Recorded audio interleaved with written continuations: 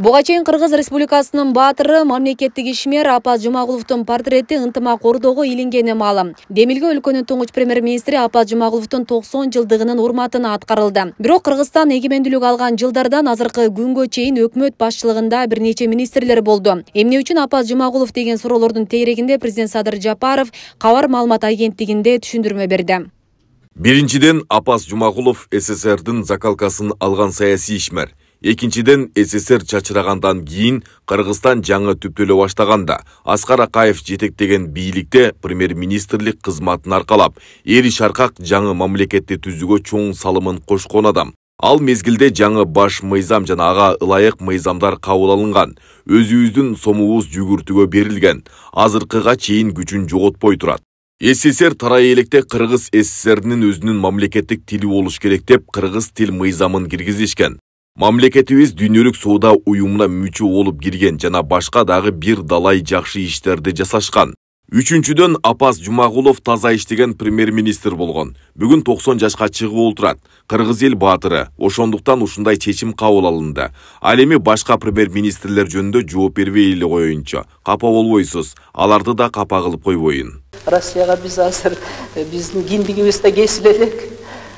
Мындайча айтканда туура, биз жаңы төлөлгөн бара киндиги кесип элек баладайбыз. Өлкө башынын бул жоонан кийин Апаз Жумагулов Аскар Акаевка арка жөлөк болуп, эр шаркак жакшы иштесе, демек эми ынтымак ордонун ичинде мурдагы президент Аскар Акаевдин дагы портрет илинеби? Анткени Апаз Жумагулов Аскар Акаевдин тушунда анын өкмөтүн жетектеди да деген суроо узатылды.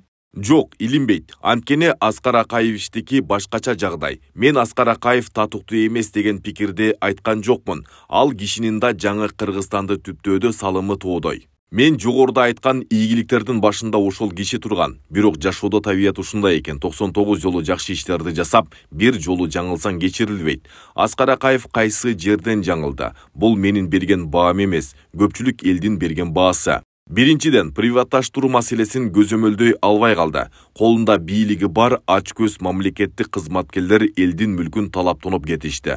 Иштеп турган завод фабрикаларды талкалап, станокторун чет өлкөлөргө сатышты. Экинчиден, айыл чарбасы талкаланды. Эми бул айыл чарба маселесинде Акаевдин күнөөсү жок. Анткени Акаев айыл чарбачы эмес, окумуштуу адам болгон. Айыл чарбасын талкалаган компетентсиз демагог министрин күнөөлөсөк болот. Ал жерге Ыраматылык Жумгалбек Аманбаев сыяктуу күчтүү министрди коюш керек эле. Аскар Акаевич кадр тандоо маселесинде да жаңылды. Үчүнчүдөн, эң негизги катасы эл кубалаганга чейин жеткирбеш керек болчу. Ар бир бас өткөн президентпи, премьер-министрби, алар тарыхта калат. Бирок кылган иши боюнча калат да. Ошонун негизинде биздин президентибиз болгон Аскар Акаев да аябай чоң жетишкендиктерди кылды. Эгемендүүлүккө алып келди бизди, акча, валютабызды эркиндигине алып келди. Ушундай бир жакшы жактар аябай көп. Бирок ошол эле негизде мына президент өзү белгилегендей эле адам кылып аткан нерсесин кээ бир өзүнүн кайта кандай жоготуу же кандай бир акча менен болсо да кайра алып келе албай калат экен да кылган нерселерине. Бул деген сөз үй бүлөлүк башкаруу системасына кайтадан кирип кетиши, ошондон өзүнүн чыга албай калышы, же болбосо айылына чөйрөсүнө көз каранды болуп калгандыгы Акаевка аябай чоң минустарды, кемчиликтерди алып келди десек болот. Ошонун негизинде эл анын кылган нерселерин унуткан жок, кечире албады. Ошондуктан президенттин бул жерде мисалы үчүн көзү тирүү Апаз Жумагуловдун канча баган кызматтарды ээлеп келген, ошонун негизинде кылган нерсеси ошол президенттен кем эмес, премьер-министрлик даражада эле. Ошондой даражада турган адамдын ал жерге илиниши бул мен айтам өтө эле мындай коркунучтуу нерсе эмес. Бирок Акаевдин илиниши бул элде болгон жек көрүүнү пайда кылышы мүмкүн да. Мүмкүн. Мен аны баса белгилеп айттым. Жек көрүү. Себеби аны деле жакшы көргөн адамдар, аны менен бирге иштегендер бар. Ооба иштесе болот эле, илдисе болот эле деп. Бирок азыр көпчүлүк карапайым эл бул нерсеге каршы болуп калат эле да. Мунун президенттин ал жерге сүрөтүн илишинин кереги деле жок деп ойлойм. Урматтуу депутаттар, талкуусуз эле баш тартайлыбы?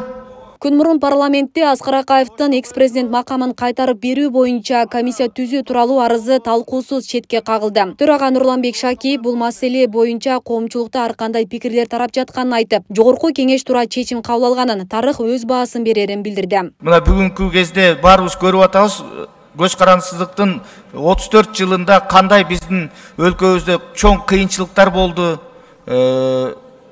жакшысынан жаманы арбын болду. Мына ушуга биринчи президент катары Аскар Акаевдин күнөөсү аябай чоң. Аксы окуясы боюнча, мына мен Аксыдан шайланган депутат катары дагы айтып коеюн, биздин аксылык шайлоочулар дагы абдан буга терең тынчсыздоодуу менен көңүл буруп атты. Мен ойлойм, биз парламент туура чечим кабыл алдык деп. Булар жогорку кеңештин функциясына кирет да. Президент деле өзү айтып атпайбы, мен чечпейм деп айтып атпайбы. Анысыңарында мен деле баягы бул мындай тегиндей деп айта албайм, бирок раз жогорку кеңеш чечсе болду, берилбейт деген сөзгө мен кошулам. Себеби ошого жараша, ошого теге жараша мындай бир элдин арасында, жалпы журтта көптөгөн баягы терс көрүнүштөр, кан төгүүлөр жөнүндө элге сиңип кеткен да. Элдер аны унута албайт. Кыргызстанда 1991-жылы эгемендүүлүк алгандан бери 6 президент башкарды. Алардын ичинен Роза Отунбаева менен Сооронбай Жээнбеков гана экс-президент макамына ээ. Белгилей кетсек, Аскар Акаев Кыргызстанды 1990-2005 жылдар аралыгында башкарган. Ал 2005-жылы 24-марттагы төңкөрүштөн кийин бийликтен кулатылган. Акаев өлкөдөн качып Москвага кеткен, кийинчерээк кызматын тапшырган. Асел Сыдыкова, Замирбек Тойчубаев, Регион телеканалы.